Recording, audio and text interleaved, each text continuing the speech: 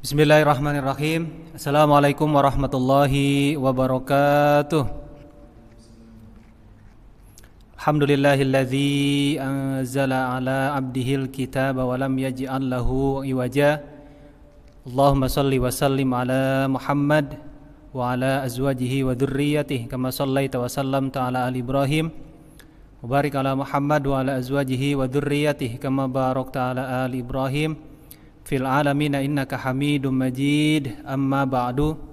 Bapak-bapak dan teman-teman pengajian bahasa Arab yang dirahmati oleh Allah Subhanahu wa taala.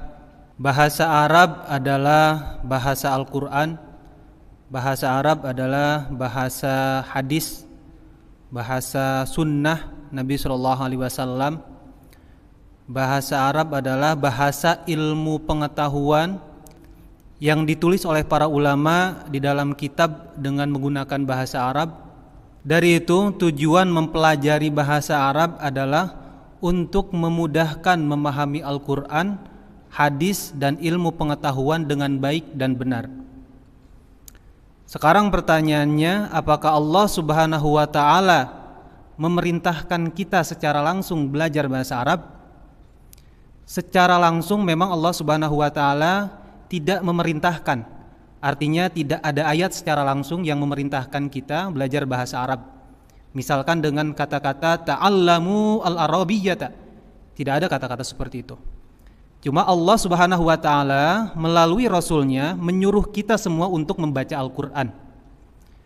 Dengan membaca itu kita ada tuntutan untuk memahami. Dengan memahami kita ada tuntutan untuk mengamalkan. Makanya kita tidak bisa mengamalkan Al-Quran apabila kita tidak bisa memahaminya. Kita tidak bisa memahami Al-Quran apabila tidak memahami bahasanya. Yang mana bahasa Al-Quran itu tidak ada lain dan tidak ada bukan adalah bahasa Arab. Maka dari itu ada beberapa ayat di dalam Al-Quran yang menyatakan bahwa Al-Quran itu berbahasa Arab. Setidaknya bisa kita temukan di 10 ayat di dalam Al-Quran. Yang pertama, Al-Quran itu berbahasa Arab. Kita bisa lihat di dalam surat Yusuf, surat ke-12 ayat 2. Kemudian yang kedua kita bisa lihat di surat Ar-Ra'du, surat 13 ayat 37. Kemudian yang ketiga kita bisa lihat di surat An-Nahl, surat ke-16 ayat 103. Kemudian kita juga bisa lihat di surat Thaha, surat ke-20 ayat 113. Asy-Syu'ara surat ke-26 ayat 195. Kemudian kita juga bisa lihat di surat Az-Zumar surat ke-39 ayat 28. Kemudian ada di surat Fussilat surat ke-41 ayat 3. Kemudian ada juga di surat Asy-Syura surat ke-42 ayat 7. Dan Al-Quran berbahasa Arab ada di surat Az-Zukhruf surat ke-43 ayat 3. Ada di surat Al-Ahqaf surat ke-46 ayat 12. Nah itu. Jadi memang Allah Subhanahu wa ta'ala secara tidak langsung memerintahkan kita untuk mempelajari bahasa Arab. Karena bahasa Arab ini adalah bahasa penunjang kita untuk bisa memahami Al-Quran dan hadis atau sunnah Nabi Sallallahu Alaihi Wasallam, yang mana Al-Quran itu adalah petunjuk untuk kita semua dan hadis atau sunnah Nabi Sallallahu Alaihi Wasallam adalah penjabaran dari Al-Quran. Makanya teman-teman, marilah kita belajar bahasa Arab. Karena kita ambil satu, kita sedikit uraikan dari salah satu ayat yang tadi disebutkan. Misalkan surat Yusuf, surat ke-12 ayat 2. A'udzubillahi minasyaitonirrajim. Inna anzalnahu Qur'anan Arabiyyan la'allakum ta'qilun.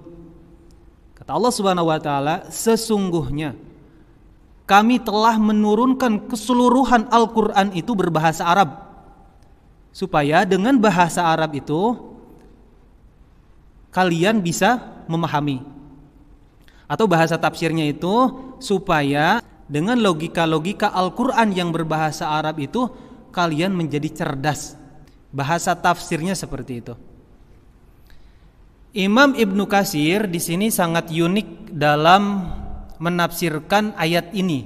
Penafsiran dari beliau untuk ayat ini adalah kenapa Al-Quran berbahasa Arab.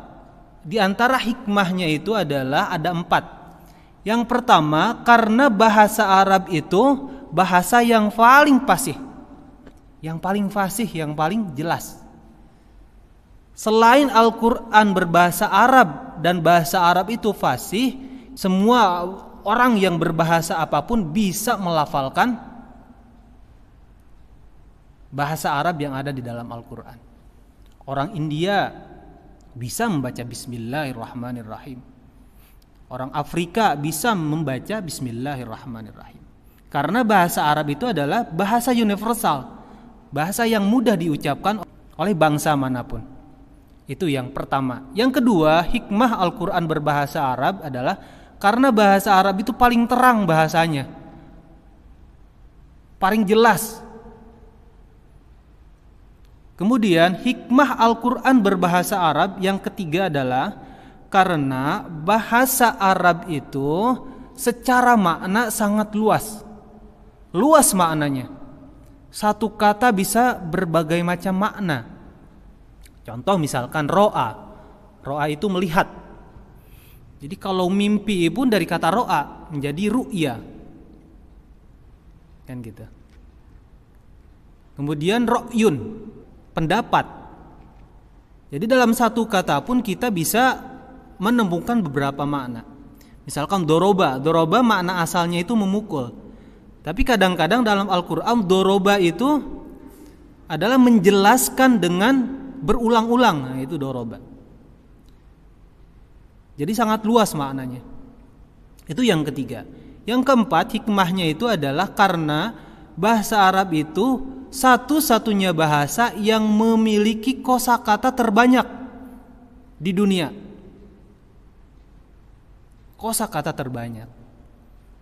Bahasa Inggris sebagai bahasa internasional, kosakatanya itu katanya tidak sampai 600.000. Tidak sampai 600.000. Tetapi bahasa Arab kosakatanya itu bisa mencapai 12 juta. Dari mana saya tahu? Saya lihat atau saya coba searching, ternyata ada satu kitab karangan Ali Al-Iraqi. Nama kitabnya itu adalah Al-Mufassal fi Tarikhil Arabi Qoblal Islami, karangan Ali Al-Iraqi. Beliau menyebutkan bahwa kosakata bahasa Arab itu banyaknya sejumlah 12.305.052 kosakata. Dan sampai saat ini tidak ada bahasa yang sebanyak itu kosakatanya.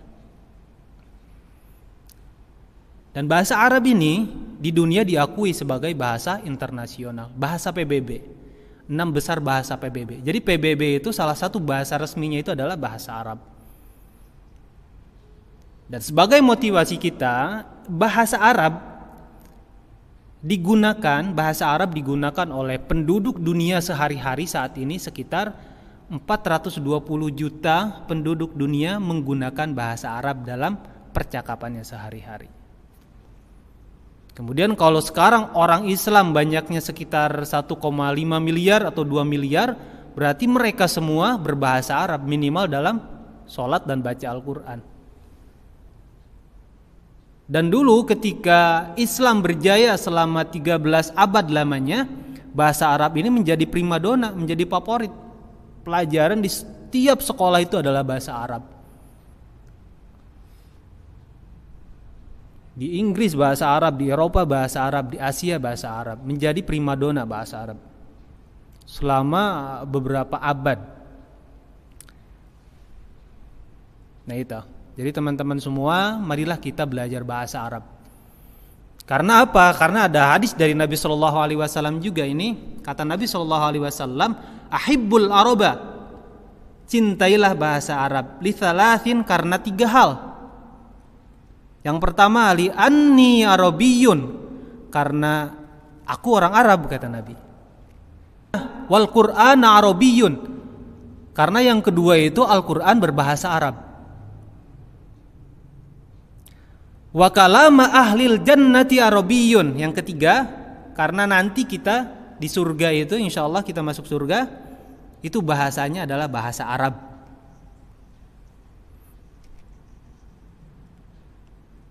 Terus ada komentar dari Umar bin Khattab radhiyallahu anhu bahwa ta'allamul arabiyyata fa innaha min dinikum.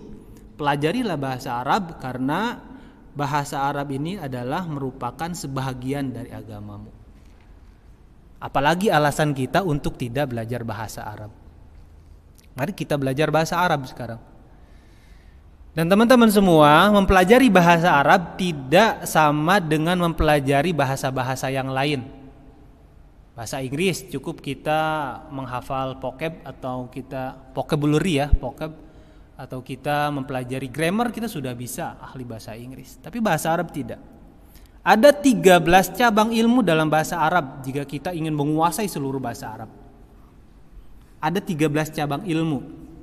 Kita bisa lihat kalau ada kitab Jami'ud Durus Al-Arabiyyah karangan Mustafa Al-Ghalayaini. Di sana disebutkan bahwa cabang ilmu bahasa Arab itu ada 13. Yang pertama sorof, yang kedua i'rab. I'rab ini yang kemudian menjadi ilmu nahwu.